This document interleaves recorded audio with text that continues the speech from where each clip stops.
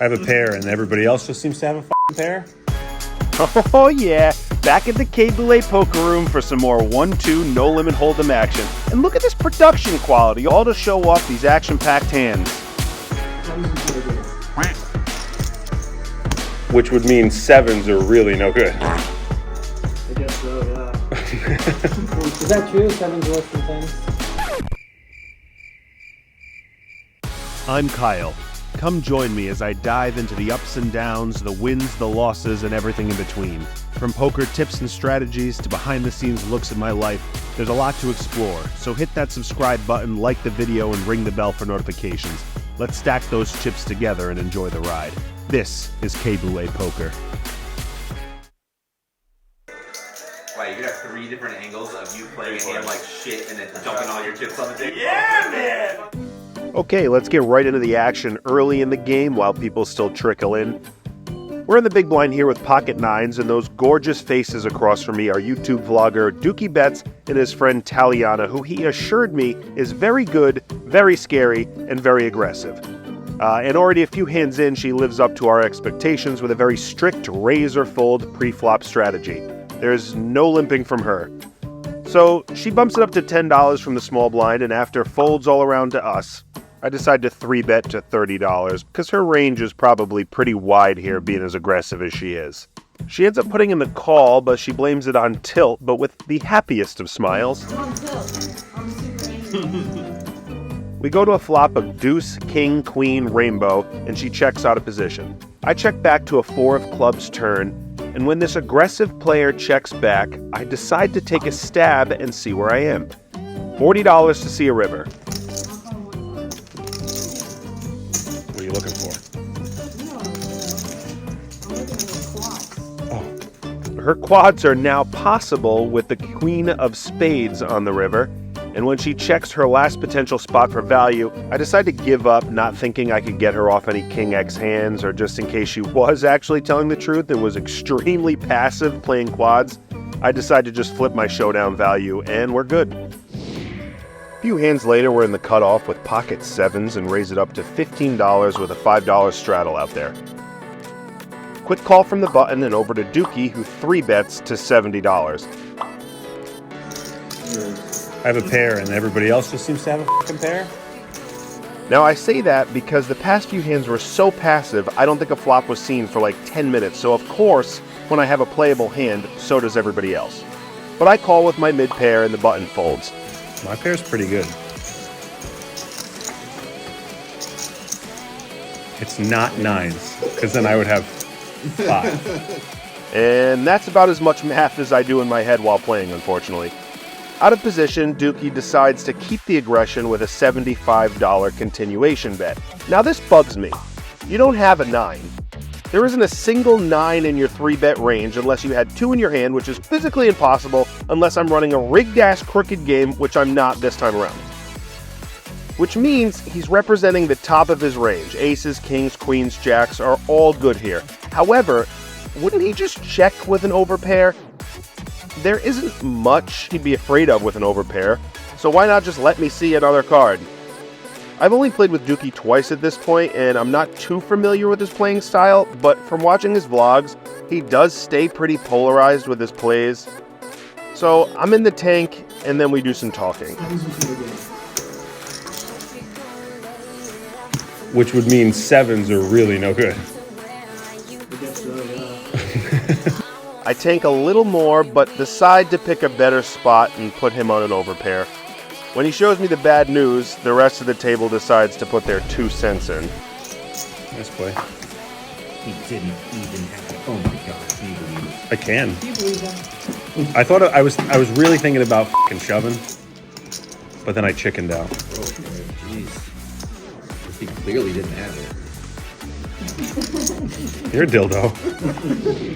This one's pretty simple, but I'm happy with my play here. I'm in the big blind, and there's an immediate open from under the gun to $8, and then a snap 3-bet to $25 from Rob in the cutoff. Folds to me, and having ace-king off, I feel like there's only one move. All in. Oh, there we go. Folds from both aggressors gives me an outcome that I'm happy with, especially after they let me know that I was flipping with each of them. What was your pair? I had 8s. What's up, bro? A few orbits later, we fill in some more seats, and we're now 8-handed and waiting for one more for a full table. We're on the button and look down at 6-7 of diamonds. A limp from under the gun and some folds come back to us, and I think a suited connector on the button warrants a raise to $7. Calls from the big blind and under the gun bring us to a flop of 4-ace jack of spades. Haha, wrong color. Missed all of that. Even a backdoor straight could be drawing dead. Quick checks from my opponents allow me to c-bet with a little bit of confidence, and the c-bet works. For one player. And will it work for two? Works for both. Whew, that was the wrong suit. Okay, big pot alert on this single board PLO bomb pot. We look down at a pretty crap hand until we get a look at the flop, which is 3-10-10. Now, using the 3s in my hand, we flopped a pretty good full house. Definitely not the nuts, and in PLO, the nuts usually change with every card anyways, and especially in a bomb pot where every player has any 4 cards post-flop. But when it checks to us on the button, we very unconfidently bet pot. Pot. Fold over to Brian, who check raises me for $75. Hoping he has a 10 and not 4 of them, or 3-10 maybe, I decide to get the money in and hopefully try to make the max or charge him for a potential flush draw. You want to just get all the money in now, or you want more cards?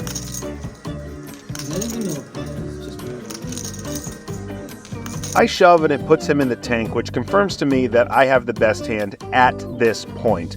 But we are playing PLO and there are 2 more cards to come.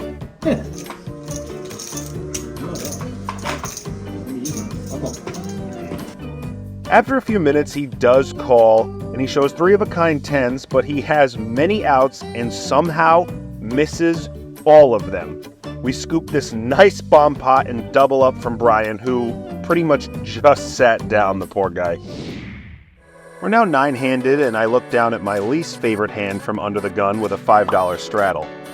Limpin' is pimpin', and we manage to get through to a cheap 3-way flop, and we hit top pair. I nailed that flop. The blatant disrespect with that bet after I said I nailed that flop is astounding. I mean, the audacity.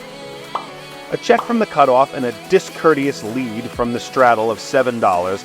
I call with my top pair, and the cutoff comes along as well. Turn comes 7 of clubs. Checks through to a deuce of diamonds. All draws miss, and I'm pretty sure I have the best hand. I throw out $15, cutoff folds, and the straddle tries to get a read off of me, which honestly probably worked. Gasp. He flashes me his pair of 8s and tries to see if I'm scared by it, which I wasn't, and he folds. Moving along, we're now in the cutoff with a beautiful King Queen of Hearts. There's a limp from under the gun and an open from Dookie's aggressive pal to $10. I elect to just call here. Maybe should have 3-bet, especially with the aggressive players on that end of the table. But we go 3 ways in position to a flop, which is actually pretty good for us. 4, Jack, 5, 2 hearts. Checks to me, and I decide to give them a chance to call with their weak shit and raise with their strong shit. Plus, if I hit another heart, I want to start piling the money in now. I bet $10 and get 2 quick calls. I hope I'm not up against the nut flush draw. That would be my fucking luck. The turn comes out a beautiful 9 of hearts. Didn't even have to sweat for that flush. Checks to me again, and I don't really like my play here.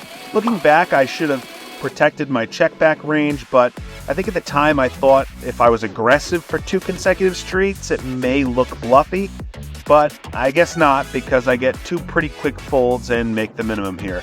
Not quite making the minimum segment worthy, but almost.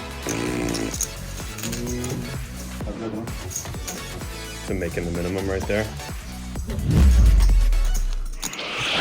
Another big pot here from a Crazy Pineapple bomb pot. Crazy Pineapples just hold them with 3 cards, and then we get to choose which one to discard on our first post-flop action, and then it's just normal no-limit hold'em. I look down at 3-5 queen and a flop of 7-6-4 2 diamonds, which means we obviously discard the queen and are left with the hand that has cost me the absolute most money on this vlog, 3-5. Good news is we flopped the straight. Bad news is it's not the nut straight, and there are 2 diamonds out there with absolutely everybody still in the hand with any 3 cards in this deck. We're in the big blind position and already have an open of $30 from the small blind. With exactly 652 players to act behind me, I bump it up right now to $100. I get a tank call from the low jack position, which makes me believe he's on a medium equity draw, decent flush draw, maybe a gut shot, better straight draw, something's going on. Obviously his hand's not made yet, which is great. Everyone else folds, and I get one of the shittiest turns in the deck. I check Dak. Yeah, you fucking would with that diamond coming out like that, wouldn't you? I immediately become tilted after a snap shove when the king of diamonds hits the board, and I know that I'm dead. I know he has 2 mediocre diamonds in there. I'm steaming over in my corner, and my opponent does not seem to care. He's just very comfortable sitting in his chair texting who knows what over there. Flop is straight, and then the turn diamond comes out. Should have fucking jammed pre-flop.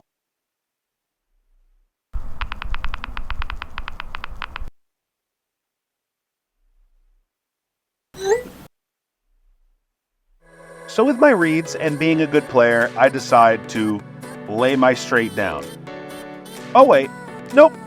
There I go again, looking at a chip knowing I'm f***ing dead. F***ing wonderful. Great job, Kyle. Go ahead, show him your garbage. I got straight. Great read, bad call. Once again, Kyle making the minimum and losing the maximum. At least you're consistent, you f***ing asshole. There goes all your profit from the session. Congratulations. A couple hours go by and I switch seats after giving mine up for a friend to play for a few hours. So now we are back into it for the last hand of the vlog with pocket 8s in the $5 straddle. There's a limp and then a $15 raise from Rob on the button. A fold and a smooth call come down to us, and I bump it up to isolate with our mid-pocket pair to $50. 2 calls from the button and the big blind bring us to a flop. We don't hit a set, but I feel like we got the next best thing. 7, 9, 10, 2 clubs. A check from the big blind, and I snap shove, hoping to take it right here. Rob looks perplexed and in the tank. He must have some kind of draw or set or something, because he wants to call maybe like the 2nd or 3rd nuts, which is... He does end up calling, and the big blind gets out of the way, and it being a friendly game, we decide to run it twice. Rob states his hand isn't exactly made yet, which is a good thing because we're actually up with our pocket 8s. But he wasn't lying, as he has too many outs with 5, 6 of clubs. Good thing is I have blockers with my 8s, and one being a club, so hopefully we can scoop, but running it twice means I have to avoid 4 more cards.